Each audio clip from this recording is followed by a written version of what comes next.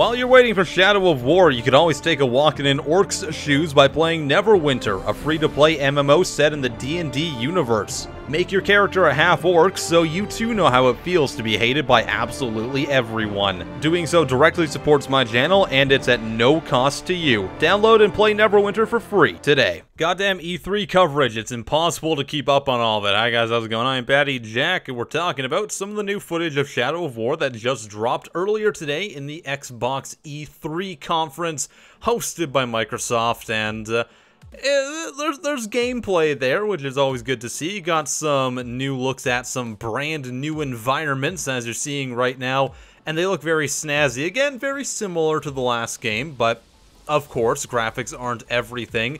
And as long as things like storylines are good, well, I could care less, and gameplay, of course, as well. Storylines, though, that's definitely the focus of this little presentation that they put on during the E3 conference, and it did have a big impact and a big focus on the orc culture, and specifically this guy, Bruz.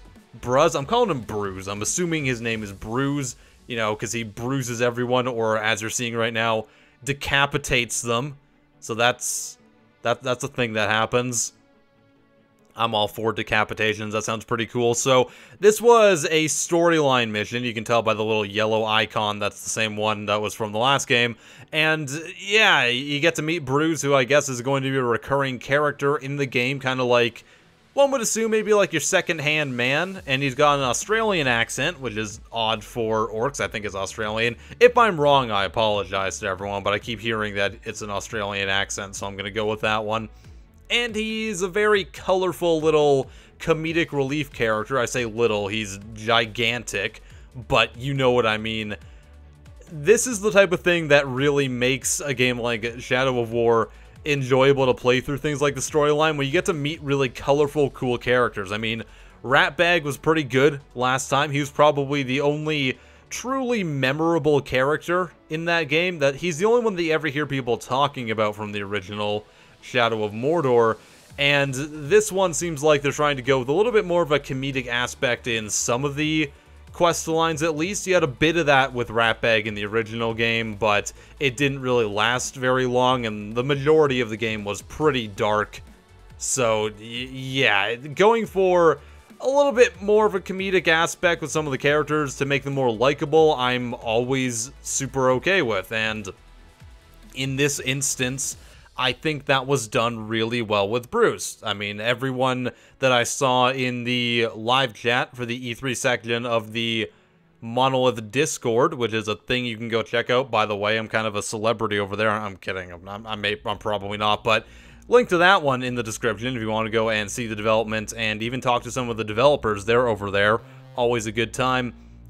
But yeah, just having characters like Bruz in it makes the game feel a lot more enjoyable when you're going through the storyline. You don't feel bogged down by doom and gloom all the time. It lightens things up, and it makes you feel more attached to the orcs, because you could be convinced to just think of them as expendable.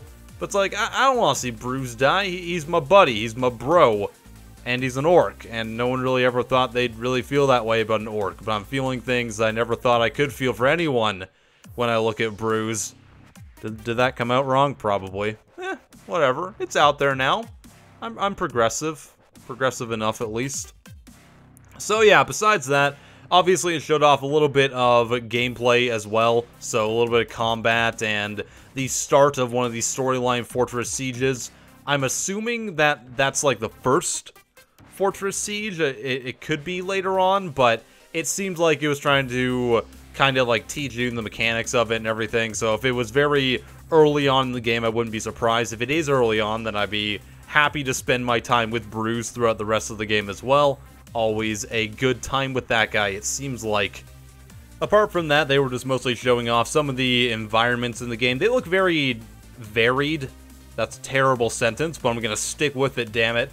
They were varied, and you can see, like, lots of colors in this game. It looks a bit more colorful than the last one, and I'm okay with that. I like having, you know, high contrasts and different colors, greens, reds, oranges. Make all the variations of the different areas that you're going to be exploring look different. That way they're just more engaging to run around in. Of course, we got some cool action of an orc returning that this specific game had already had earlier on, and you're taking this guy out, and he's all pissed off at you because, oh, you sliced him in half. How he's alive after that, even he doesn't know, but it happened nonetheless. And that's pretty cool. He's got a hammer, he's got that cool grappling spear thing. That thing looks really neat. That's a new addition to the game. And I'm cool with that, you know? It looks like the armor types that they have as well. He's wearing some heavy armor, so maybe depending on what type of armor they're wearing, it depends on what their weaknesses or their strengths are. So, like, it looks like he could block a lot of your basic attacks. It might be tied to the armor, but that's complete speculation on my side, so who really knows?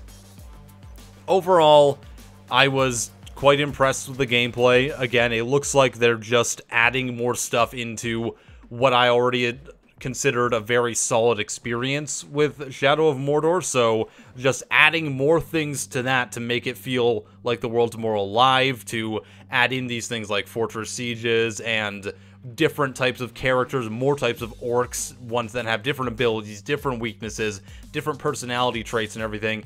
It just makes your experience a lot more replayable, and it makes it, hopefully, when it releases, of course, a lot more enjoyable to go through 40 hours of a storyline and everything like that. So let me know your thoughts on this new demo that we saw at the press conference. If you liked it, if you didn't like it, let me know in the YouTube comments or on Twitter, or join my Discord server, or join the Monolith Discord server as well.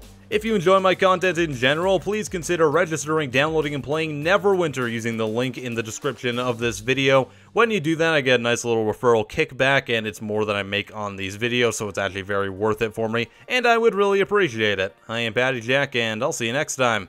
Have a wonderful day.